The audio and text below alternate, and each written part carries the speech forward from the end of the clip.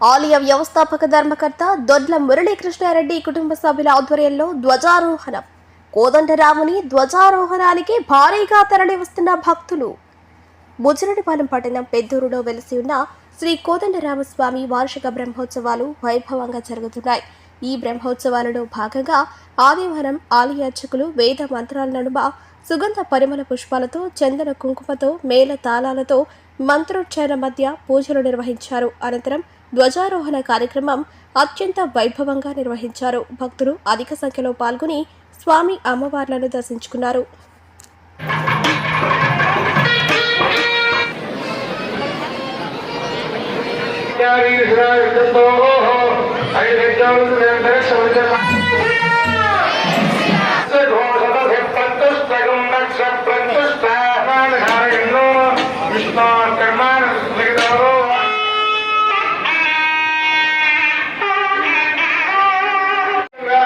ఈ దేవాన్ని కటాక్షించాలని చెప్పి పరమాత్మ ప్రార్థిస్తూ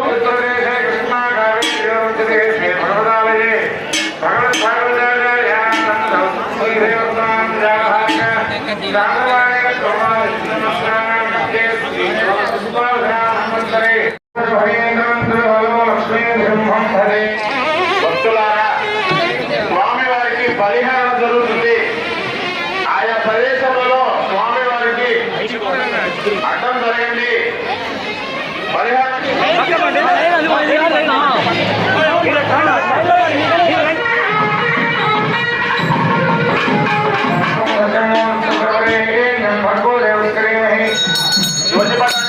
ఆర్థిస్తున్నారు. అందరూ కూడా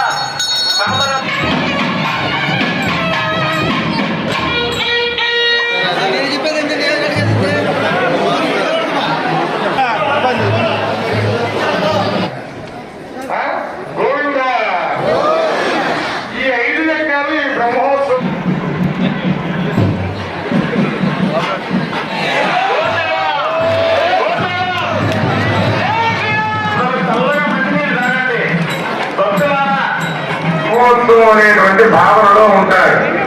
అందరూ కూడా గోవింద అంటే ఇప్పుడు గోవింద అని చెప్పిన వాళ్ళు వింటున్నారు, ప్రతిభ వాళ్ళు వింటున్నారు.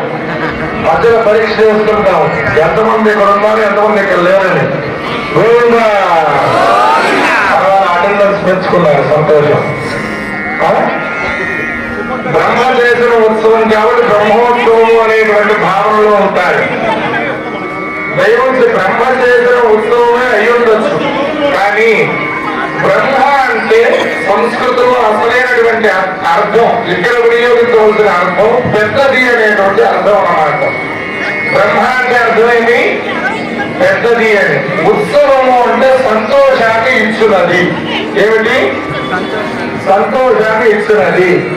మీకు సంతోషం కలిగింది అంటే మీకు కావాల్సిన లభిస్తేనే సంతోషం వచ్చేది కదండి. గోవిందా. కాబట్టి ఈ బ్రహ్మోత్సవంలో 9 రోజులు ఎవరైతే పాల్పంచుకుంటారో వారందరికీ కూడా సార్వకాలిక అంటే కోరిన కోరికలన్నీ కూడా ఈ 9 రోజుల్లో భగవంతుని ప్రార్థించడం ద్వారా సులభ మార్గమున మన కామ్యమును సిద్ధించుకోవచ్చును. కాబట్టి భక్తులందరూ కూడా ఇవాళ రోజు నుండి 9 రోజులు జరిగేటువంటి ఉత్సవాల్లో పాల్గొని చక్కగా పరమాత్మ యొక్క అనుగ్రహానికి పాత్రలు కాండి. అదేవిధంగా ఒక్కొక్క రోజు ఈ బ్రహ్మోత్సవాలలో ఒక్కొక్క విధమైనటువంటి క్రతువులు జరుగుతూ ఉంటాయి. అంతేకాకుండా వివిధమైనటువంటి యజ్ఞాలు, అదేవిధంగా స్వామి విశేషమైనటువంటి వాహనాలలో, ఉత్సవాలలో ఊరేగింపులు, బలిహారాలు ఇవన్నీ ఎందుకు జరుగుతాయో అనేటువంటి విషయాన్ని మనమందరం క్లుప్తంగా 2 నిమిషాల్లో తెలుసుకునేటువంటి ప్రయత్నం చేస్తాం. ఎప్పుడైతే సమయాభావం